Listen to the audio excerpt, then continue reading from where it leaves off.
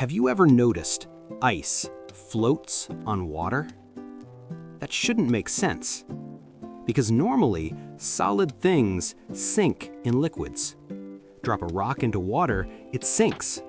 Metal sinks, sand sinks, almost everything sinks. So why doesn't ice? Why does it float? The answer is actually very strange, because water breaks the rules. Let's start simple. In most materials, when something freezes, it becomes denser. The molecules slow down, they stop moving freely, and they pack closer together. Think of it like this. Imagine a crowd of people running around randomly. There's space between them. Now imagine they suddenly stop and stand still in an organized way. They get closer, more compact. That's what usually happens when something turns into a solid. And when something becomes more compact, it becomes denser. That's why solids usually sink. But water behaves differently. When water cools down, its molecules do slow down, just like everything else. But instead of packing tighter, they begin to form a structure. And not just any structure, a very specific one, a hexagonal pattern. And this is where things get interesting. Water molecules are shaped in a way that forces them to connect at certain angles. When they freeze, they form a hexagonal structure, a repeating pattern. But here's the important part. This structure is not tight. It's open. It creates space between the molecules, empty space, more space than in liquid water. So even though the molecules stop moving, they actually spread out more, which means the volume increases without adding more mass. Density goes down, and density is everything. Because whether something sinks or floats has nothing to do with how heavy it is. It depends on density. If something is less dense than the liquid around it, it floats. If it's more dense, it sinks. Ice is less dense than water, so it floats. Now this might seem like a small detail, just a weird property of water, but it's not small at all.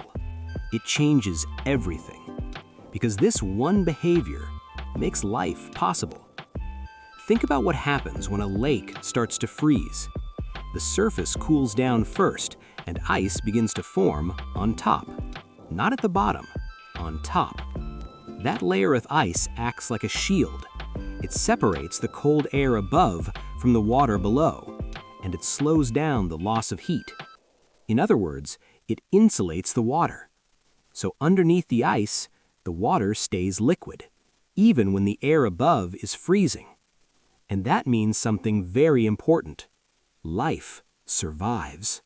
Fish continue to swim. Plants continue to grow. Entire ecosystems keep functioning under a frozen surface. Now imagine a different world, a world where ice behaves like everything else, a world where ice sinks.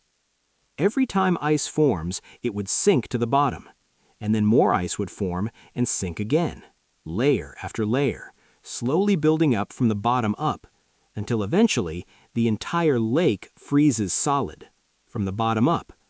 There would be no liquid water left, no place for life to survive. And over time, this would happen everywhere.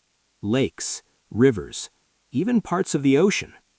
Life as we know it would not exist, all because of one small difference: the way molecules arrange themselves. Something you can't even see, something happening at a microscopic level, but with massive consequences. And it doesn't stop there. Water is one of the few substances on Earth that behaves this way. Most materials don't expand when they freeze. Most materials don't become less dense. Water is an exception, a rare one. And that exception is one of the reasons Earth is habitable. So the next time you see ice floating, don't just ignore it, because what you're looking at is not normal. It's a violation of what we expect from physics, a strange behavior that protects life, that preserves entire ecosystems. All because water doesn't follow the rules. And sometimes, breaking the rules is exactly what makes everything work.